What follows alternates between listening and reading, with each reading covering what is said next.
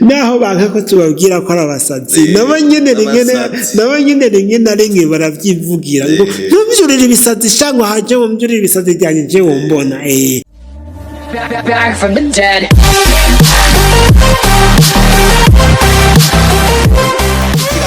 Reka tubaramutse tuvuga ngo bwakeye cankwe mwiriwe bivanye naho uherereye cankwe n'amasaha urabiye ko ino video. Uno munsi kandi tugarutse kuri cya kiganiro ku gatumba iwacu, turacari hahandi nyene nkuko nababwiye ni gice gikurikira. Novuga ngo ahantu harayobeye cyane mu gice gihera twari twababwiye yuko bahita inyabiharage cyangwa kuri mese, ariko hariho abadukosoye gatoyi baravuga ati ni ku rutonde. Novuga ngo kandi ni mu ntara ya kabiri ya gisirikare, tugomba tuganire kandi na wa mu psychologue nkuko nabivuga asanzwe afasha abagwayi bo mu mutwe. Reka tumwumvirize muri kino gice, mudutege abiri kugira ngo mwumvirize namwe ibishobora kubafasha n'ibifasha imiryango yanyu cyangwa abagenzi banyu kugira ngo ibintu bigende neza mu miryango yacu. Murahawe ikaze. Murakoze cyane.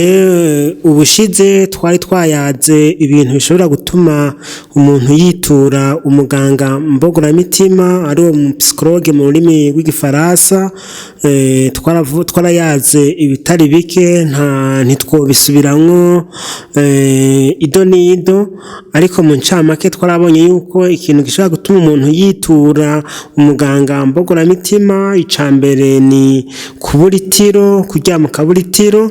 Ivyo twarabisiguye bihagije ntitwobigarukako. Ubugira kandi twarabonye ko ari mu gihe umuntu yabaye imbohe y'ikintu, navyo nyene ntitwobigaruka ko twarabisiguye bihagije. Kuba imbohe y'itabi, kuba imbohe y'inzoga, kuba imbohe y'imibonano mpuzabitsina, kuba imbohe y'ibifungurwa, ivyo bigasigura ko ari ako kanyota kadashira k'ibintu umuntu agenda agenderamo kandi bikamuhomvya kandi bitari bibereye. Uno munsi rero uri hejuru, reka dusimbize turabe ikindi kintu umuntu yibonye ko yoca avuga ati reka nze kuraba umuganga mbogoramitima amfashe kugira ngo dusubize ibintu ku rutonde, ibintu bigende neza mu mutwe, mbe umuntu atuje, umuntu ameze nk'abandi, umuntu ashobora gukora ibintu bidasuzugurwa, ibintu bitagira amakemwa nk'uko bikunzwe kuvugwa mu rurimi rw'ikirundi. None rero icyo tugiye kuyaga ko uno munsi ni mu gihe umuntu yahuye n'ikintu cyamuhahamuye mu buzima bwiwe, icyo bita mu rurimi rw'ifaransa traumatisme. Abatumva neza traumatisme canke ihahamuka icarico, traumatisme ihahamuka ni ikintu giteye ubwoba muhura mu buzima. Ico kintu mugahura giturumbuka utaruzi yo kiva, ukamera nk'ukubiswe n'akamashu. Ivyo bintu rero usanga bigoye ko umutima nama wa buri muntu uvyihanganira. Uko bigenda kose haraba ihungabana mu muntu. Ihahamuka rero nico bisigura ikintu kigugwa ko giturumbuka utaruciteze kandi kabe ikintu giteye ubwoba, gutyo kigatuma uhinduka muko wiyumvira, uko ubona ibintu canke uko ukora ibintu. Muti none ibintu bishobora guhahamura umuntu ni ibihe? Umuntu yobimenya gute? Mbega hoho umuntu yavyirinda gute? Niryo hangiro ry'ikiganiro c'uno munsi. Muri rusange rero ibintu bishobora gutuma umuntu ahahamuka, icambere kiza imbere ya vyose ni intambara. ego ni intambara iri mu bintu bishobora gutuma abantu bayigenderamwo bahahamuka. Intambara ko ziri ubwoko bwinshi, ushatse kuvuga intambara imeze gute? Intambara uko iri kose ni ikintu gitera umuntu guhahamuka. Hari intambara zo mu miryango, hari intambara zo mu gihugu. Icyo kintu icyo ari cyo cyose kiza giturumbuka utari uciteze kikagutera ubwoba, nicyo gitera ihahamuka. Turavuga nk'akarorero kugira ngo abantu bavyumve neza, nko mu umuryango ubamwo umupapa, ubamwo umumama, ukabamwo abana. Birashobora gushika rero ugasanga muri urwo rugo hariho umwe mwabo babiri canke bompi basanzwe bagendana ibikomere kanaka vyo muri kahise, ugaca usanga ivyo guhuza mu muryango birabagora, bakama mu mishamirano, bakama mu gutukana, mbere rimwe na rimwe bagakerega bakagwana. Umwana ibyo byose abigira abana babona. Yego, ntibishoboka ko abigira abana batabona kuko bahengereye bagiye ku ishuri. kandi bikunda mbere kenshi bikunda kuba ari ku mugoroba, kuko ni ibintu bikunda kuzanwa n'akantu k'inkorerezi. Hari igihe hari uba yanyoye utuyoga, utwo tuyoga tukamutuma twa tuntu twari tunyegeje hariya mu tubuwate two muri seruvu duca tugaragaza kuko haje inkorerezi, haje akantu kabikabura. Mu bisanzwe n'abarundi barayamaze ubwenge. Abarundi barayamaze ngo akari mu nda y'umugabo ngo gaserurwa n'akari mu nda yo mu bindi. Hakere iyo abantu banyoye utuyoga, ibyari bisanzwe binyegeje hariya kure bica biza ahabona. Kenshi na kenshi rero izo ntambara zo mu ngo zikunda kuba ku mugoroba, kuko umuntu yihereje utuyoga canke yihereje utundi tuntu dutuma atanzamuka, aca ubwenge. Rero umwana tuje cyane ku nkurikizi zayo, umwana avukiye mw'urwo rugo. Buri mwana uwo ari we wese aba akeneye urukundo rw'abavyeyi bombi. Rero umwana avukiye mw'urwo rugo akurana ubwoba bwo kudatahura ibiri ko biraba. Kenshi na kenshi mbere akibaza yuko bazohavura bicana, akibaza ati mbega ni papa yica mama nzoca mbuwande, mbega ni mama yica papa nzoca mbuwande. Umwana agakurana ako kantu katameze neza muri we, n'umugeranye bivuze neza, n'umugera. Mbere rimwe na rimwe ugaca usanga uwo mwana nawe nyene muri kamere kiwe ni umwana ashaka ndavyite ngo imitation, ni umwana ashaka gukora nk'ivyo yabonye base wiwe n'abanyina wiwe bakora. Yani azi ko ariko mu buzima bw'abantu bimeze, azi ko ari byo vyiza. Mbere ashitse nko kw'ishure, umwana muvugishije gatoya camwe ikofe, kuko yabonye na papa ikofe mama, na mama ikofe papa, akibaza ati umuntu arahanwa niko abanze gukorana ako kantu. Rero naho azoshika mu rugo iwe kubera uwo mugera yagendanye, en plus nuko muri wa ikintu c'ubwo mu bwonko iwe habitse ibintu vy'ubwo image, amasanamu y'ubwoba y'intambara yazabona mu rugo. Ugaca usanga nawe nyine mu rugo iwe biragorana. Rimwe na rimwe n'umuntu avuganisha ryinshi, rimwe na rimwe n'umuntu usanga ico mwishuye atari cyo kwishura, rimwe na rimwe akakwishurana imikika, akakwishurana ibikika. Naho mbere uzumva bavuga ngo umuntu ngo avuga ngo imvugo y'ikigamba, ugaca usanga rero ivyo ni kibazo. Rero izo ntambara zo mu miryango, izo ntambara zo mu kibano ziratuma abantu bafise imitima itarakura cyane nk'abana bahahamuka, bagakurana uguhahamuka.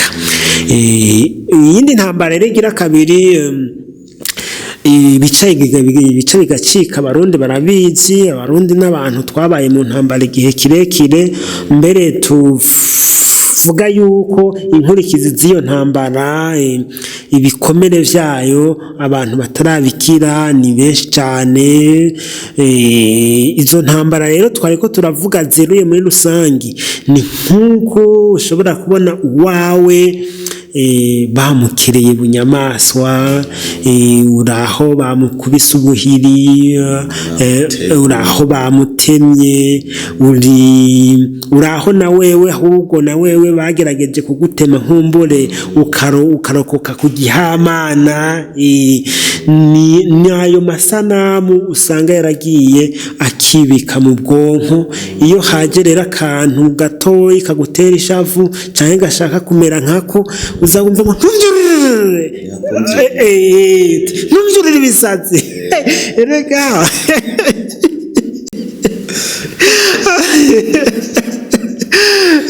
naho banka ko tubabwira ko ari abasazi, nabo nyene rimwe na rimwe baravyivugira ngo ntumjurire ibisazi cyangwa haje mumjurire ibisazi byanjye je wombona. Mu yandi majambo n'abagwayi bo mu mutwe banka kuvyemera gusa, nayo ubundi bwoko abagwayi bo mu mutwe. Rero intambara uko zimeze kose, zaba izo mu muryango, zaba izo mu gihugu muri rusangi, ziratuma abantu bagira ubwoba. Ubwo bwoba bagendana rero muri bo bwibitse hariya muri twa twumba two mu bwonko twariko turababwira, niryo hahamuka. Niryo hahamuka turaza kuvuga haza kuza hatoyi inkurikizi z'iryo hahamuka, n'ukuntu zigenda zikazingamika umuntu ugasanga zaramugize nabi cyane. Ariyo mpamvu umuntu yibonye ko ico kimenyetso akwiye ubufasha hakiri kare, ibintu bitararenga.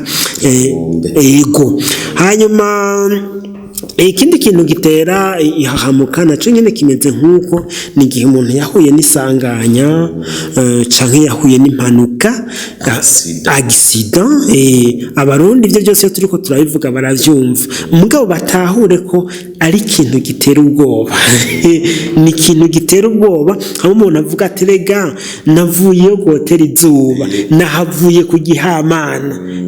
Arya amasanamu rero y'abijya bintu wabonye biteye ubwoba biguca mu maso, ubona umengo vyarenganye canke vyaheze, ariko bica bigenda mu bwonko hariya mu vyumba vyo mu bwonko bikibikayo. Mu bisanzwe by'umuntu byose yabonye ubwonko burabibika, ariko iyo atari ibintu bisesereza umuntu cyane, ubwonko buraza burabigarukana ukavyibuka.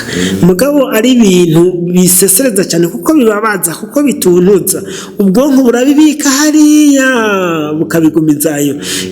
Ivyo rero ubwonko bwabitse ntushobora no kubikontorora, biza kuza mu gihe kanaka habaye imbarutso.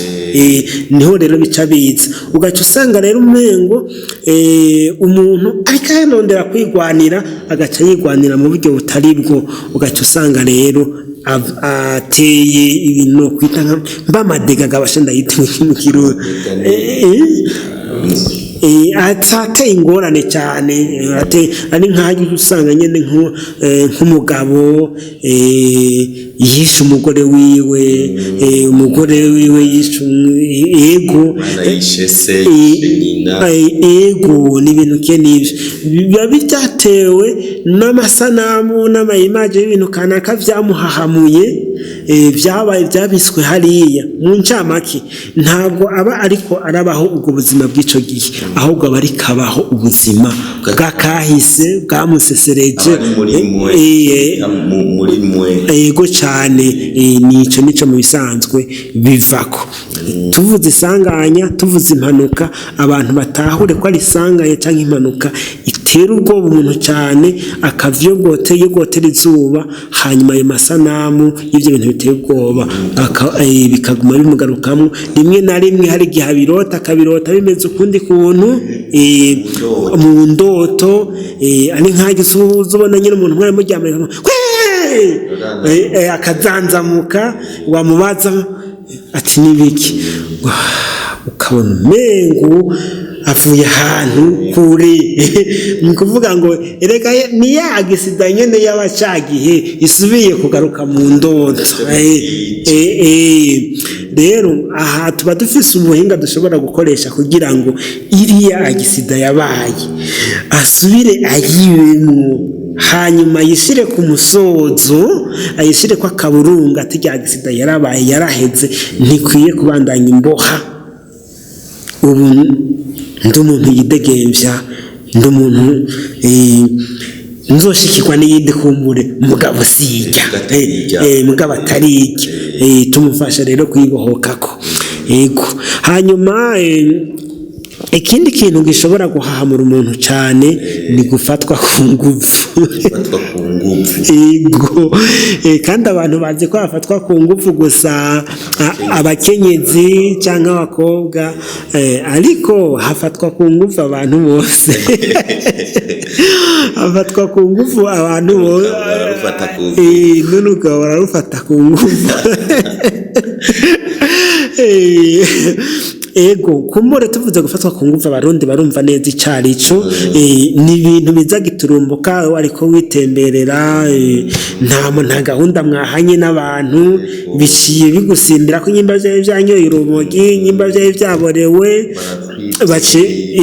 biciye bigusimbira ko nta mpuhwe bikugirira birakusambanije birya bintu rero biragenda umuntu bikamukomeretsa cyane kuko ibyo bintu bamukoreye bwa mbere biramubabaza byamara kumubabaza agaca asigarana ibindi byiyumviro mbega nuba natwaye inda iyindi nzobe yande mbega buba banyanduje umugi